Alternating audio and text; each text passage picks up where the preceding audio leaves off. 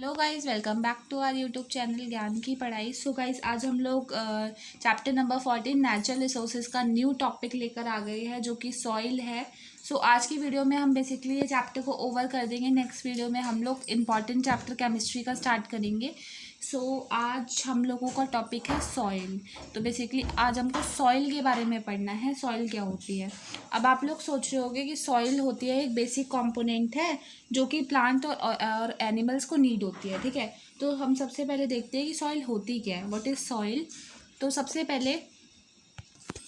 पहले आपकी सॉइल क्या होती है, हम सॉइल के बारे में डिस्कस कर रहे हैं। तो सबसे पहले soil is the portion of the earth surface consisting of a rock and the decaying organic material.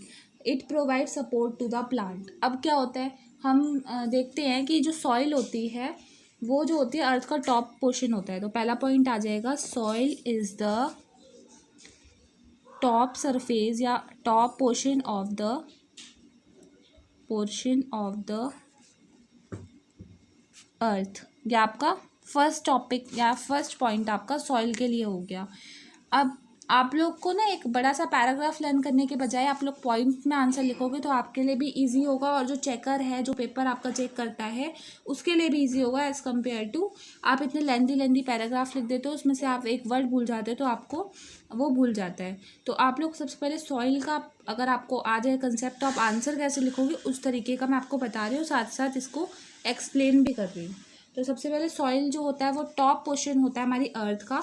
अर्थ हमारी ये हमारी अर्थ है, ठीक है। इसका जो टॉप पोर्शन होता है यही हमारा सॉइल होता है, ठीक है। ये हमारा सॉइल होता है। हमें पता है जो सॉइल होती है वो उसमें क्या क्या होता है, तो हम लिख देंगे सॉइल कंटेन, बिल्कुल हम अपनी लैंग्वेज में लिख रहे हैं, ठीक है। इसमें कोई भी आपको चेंज नहीं करना। Contain rocks and decaying organic material. Decaying organic material, ठीक है। तो ये हमारा सेकंड पॉइंट है कि जो सॉइल है वो क्या कंटेन करती है, डिकेइंग ऑर्गेनिक मटेरियल। मतलब कि जो आपकी सॉइल होती है उसके अंदर किसका मिक्सचर होता है। तो जैसे कि ये हमारी सॉइल है तो इसके अंदर मिक्सचर होगा रॉक्स का, ठीक है। रॉक्स होगी इसमें आपकी, और ऑर्गेनिक मटेरियल। ऑर्गेनिक मटेरियल क्या होता है, जहाँ पे जैसे आपका काउ डंक हो गया और प्लांट वेस्टेज हो गया और एनिमल वेस्टेज, तो ये सारे हम मिलके ऑर्गेनिक मटेरियल बनाते हैं। तो बेसिकली इन सब से मिलके हमारी सॉइल जो है वो बनती है। थर्ड पॉइंट हम ये लिख सकते हैं कि सॉइल जो है, soil provide support to the plant and animal. Support to plant and animal.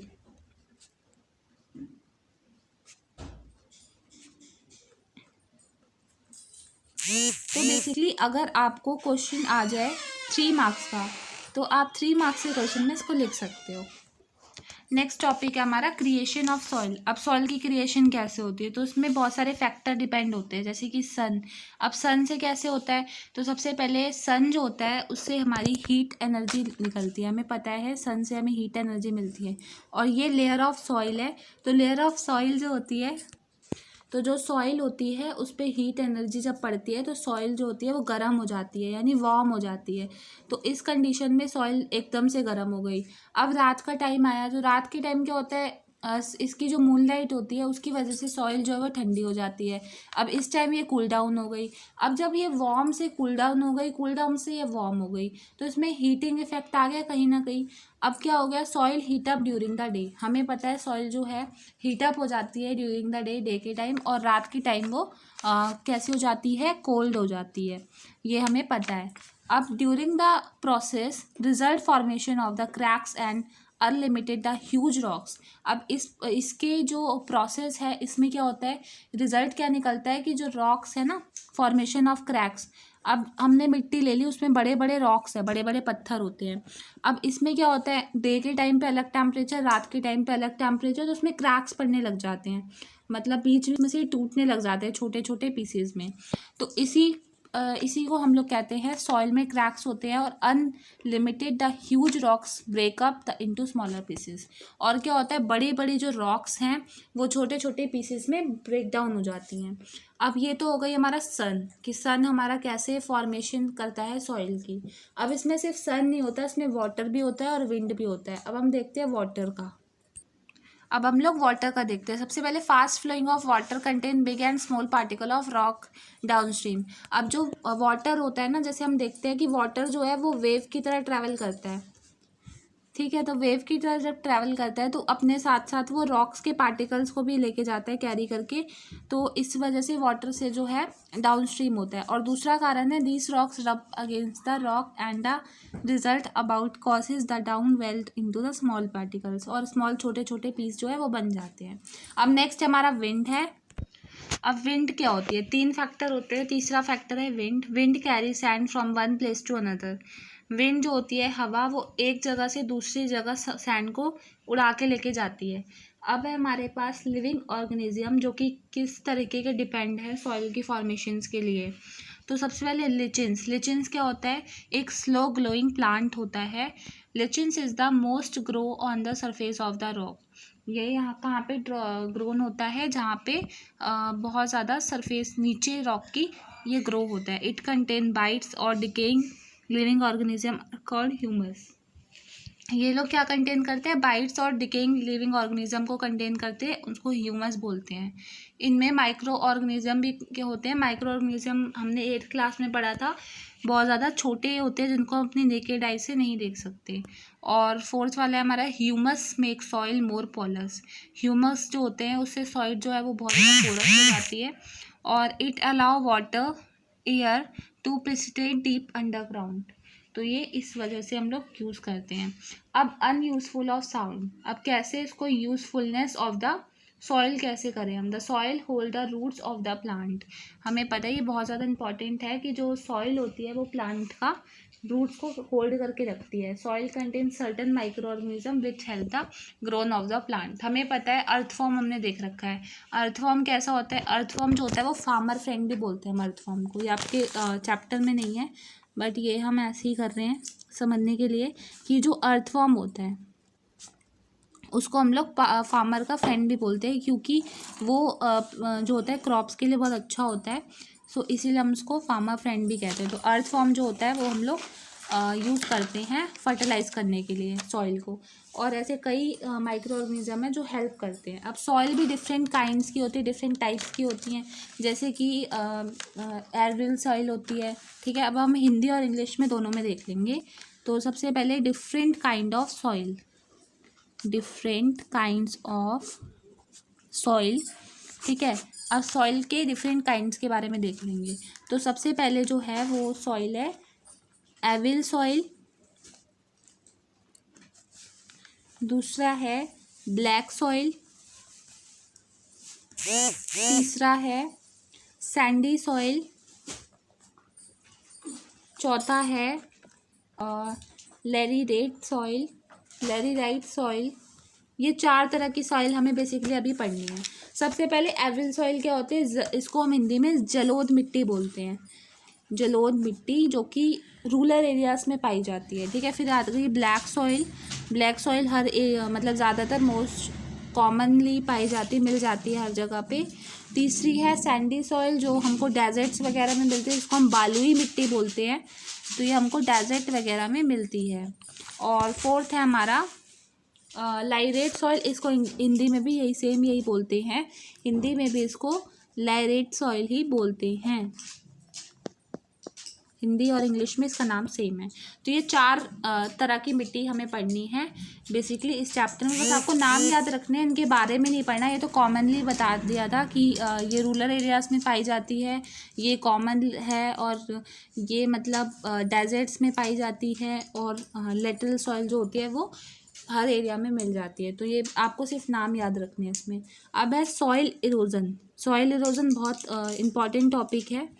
Soil erosion क्या होता है, जो सॉइल होती है वो कैरी करती है अपने साथ साथ upper fertilization layer of the by wind human activities rain and wrong agriculture practice. अब सॉइल इरोजन क्या होता है, हमारी सॉइल है, ठीक है, हमारी सॉइल है। अब सॉइल क्या हुआ कि जो सॉइल है उस पे क्या हुआ कि बारिश आई। अब बारिश आई तो वो सॉइल का जो ऊपर वाली लेयर है वो बह गई, वो पानी के थ्रू बह गई। अब विंड हवा चली तो वो उड़ गई सॉइल। और ह्यूमन एक्टिविटी, हम लोग उसमें गार्बेज थ्रो कर देते हैं मिट्टी में। कई गार्बेज तो रिसाइकल हो जाता है मिट्टी में और वो फर्टिलाइज़र का काम करता है, लेकिन कई ऐसी चीज़ होती है जो रिसाइकिल नहीं हो पाती, जैसे कि प्लास्टिक हो गया। प्लास्टिक जो है वो रिसाइकिल नहीं हो पाता, तो प्लास्टिक जो है वो ऐसे ही पड़ा रह जाता है मिट्टी में। इसकी वजह से भी मिट्टी जो है वो पॉल्यूटेड होती है।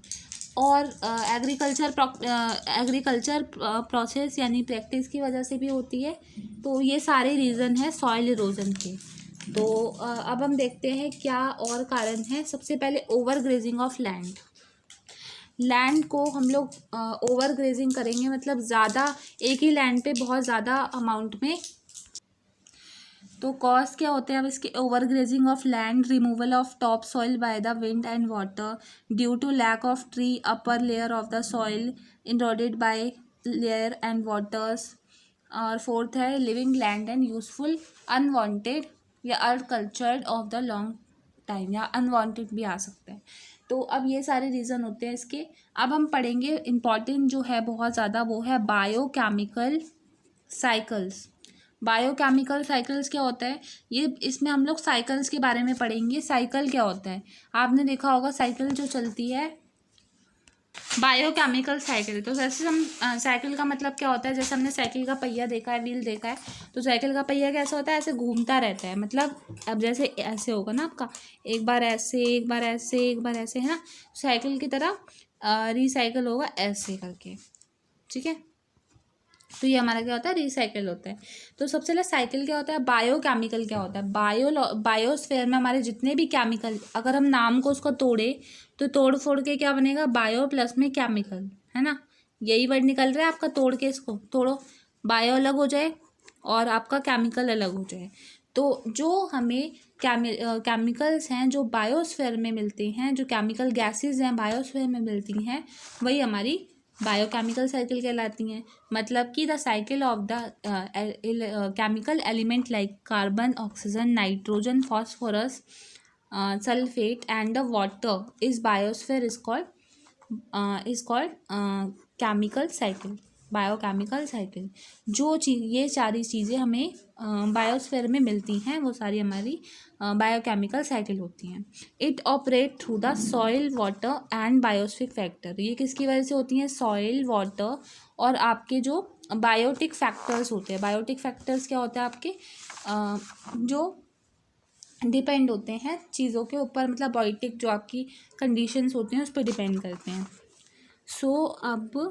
सो यहीं पे हम अपना टॉपिक ख़त्म करते हैं। अब नेक्स्ट वीडियो जो हमारी आएगी वो 4 साइकिल्स के ऊपर आएगी। हमारी जो बायोकेमिकल साइकिल है उसमें बेसिकली 4 पार्ट होते हैं। अभी मैं आपको थोड़ा सा आइडिया दे देती हूँ। पहला जो है वो आपका ऑक्सीजन साइकिल होती है, मतलब ये ज़रूरी नहीं सीरियल में करो। दूसरा है आपका कार्बन साइकिल, तीसरा है आपका ऑक्सीजन साइकिल, ठीक है। तो और थर्ड है आपका वाटर साइकिल, वो भी आपका आ रहा है। और एक जो है वो मोस्ट इम्पॉर्टेंट है, जो मतलब आएगा तो फिर 5 मार्क्स से कम नहीं आएगा, वो है नाइट्रोजन साइकिल। तो ये चारों साइकिल का आपको आइडिया लग जाएगा। तो नेक्स्ट वीडियो में हम एक एक करके साइकिल्स को ड्रॉ करेंगे और समझेंगे कि क्या कहाँ से क्या हो रहा है। तो hope you like the video. अगर आपको ये वीडियो अच्छी लगी तो आपसे लाइक, शेयर एंड सब्सक्राइब कर सकती हैं। और हम अपनी सिलेबस हमने काफ़ी ओवर कर रखा है क्लास 9th का। सो जो व्यूवर्स नए हैं उनके लिए मैं बता दूं, चैप्टर नंबर 1 हमने ओवर कर लिया है बिल्कुल कंप्लीट डिटेल में with question answer. Chapter number हमारा 5 सेल कंप्लीट हो गया है। चैप्टर नंबर 6 हमें करना है टिश्यू, और उसके बाद में हमने चैप्टर नंबर 8 मोशन कर लिया। Chapter number 9 force and law of motion हो गया हमारा। और हमारा साउंड हो चुका है, जो कि बहुत बच्चों को बहुत डाउट होता है। और why do we fall ill हमारा कंप्लीट हो गया है, जिसमें कि सीबीएसई ने कोई चेंज भी नहीं करा है, वो पूरा का पूरा चैप्टर आ रहा है, वो हमने कंप्लीट कर लिया है। और नेचुरल रिसोर्सेज जो आपका जो ये अभी चल रहा है, इसमें आपका जो है सिर्फ इंटरनल असेसमेंट में से आपका पूछा जाएगा। तो आप लोग इसमें साइकिल्स अच्छे से कर लो और सॉइल इरोजन के टॉपिक्स अच्छे से कर लो, बस ये आपका ख़त्म हो जाएगा चैप्टर। और इम्प्रूवमेंट इन फूड रिसोर्सेज, वो चैप्टर तो आपका आना ही नहीं है। अगर आप वीडियो बन रखे डिलीटेड सिलेबस क्लास 9th पे, तो आप उसे जाके देख लो, फिर आपको पता चल जाएगा कि क्या डिलीट हुआ है और क्या आपका आना है सिलेबस में। वरना आप टाइम वेस्ट करते रहोगे उन टॉपिक्स पे जो आपके आ ही नहीं रहे हैं। तो आप सबसे पहले उस वीडियो को वॉच कर लो, आपको उसकी लिंक डिस्क्रिप्शन बॉक्स में मिल जाएगी, आप पहले उसको वॉच कर लो कि कौन सा आपका सिलेबस डिलीट हुआ है। उसके हिसाब से आप लोग अपनी प्रिपरेशन स्टार्ट कर दो। अब 3 मंथ बचे आपके पेपर में, तो 3 मंथ में आप अपना सिलेबस कैसे कंप्लीट करो उसकी भी एक वीडियो जल्दी आने वाली है। तो हमारे टॉपिक इधर ख़त्म, हमारा सिलेबस हो जाएगा, उसके हम एक्स्ट्रा क्वेश्चन करेंगे, बुक के क्वेश्चन करेंगे। और सीबीएसई ने जो क्वेश्चंस पूछे थे पेपर में पिछले साल के 10 ईयर्स के, हम वो भी इसमें ही ख़त्म करेंगे इसी वीडियो पे। तो चैप्टर हम लोग फटाफट ख़त्म कर देंगे। अब शायद नेक्स्ट चैप्टर जो हमारा आएगा वो आएगा एटम्स एंड मॉलिक्यूल्स, या फिर अगर एटम्स और मॉलिक्यूल्स हमने स्टार्ट कर दिया तो हमें उसके बाद वाला चैप्टर भी करना पड़ेगा, स्ट्रक्चर ऑफ एटम, क्योंकि दोनों इंटरकनेक्टेड है एक दूसरे से। या फिर हम वर्क एंड एनर्जी भी स्टार्ट कर सकते हैं, उसमें भी कोई चेंज नहीं हुआ। तो वो हम देखते हैं कि हम फिज़िक्स और केमिस्ट्री में से क्या स्टार्ट करेंगे। और आप लोग कमेंट करिए अगर आप लोग चाहते हैं कि हम केमिस्ट्री स्टार्ट करें या फिज़िक्स या फिर बायो, तो आप लोग कमेंट करिए। वरना नेक्स्ट वीडियो तो हमारी साइकिल पे आनी है। और आपने एंजॉय करा होगा लेक्चर को, तो लाइक कर देना। चलो।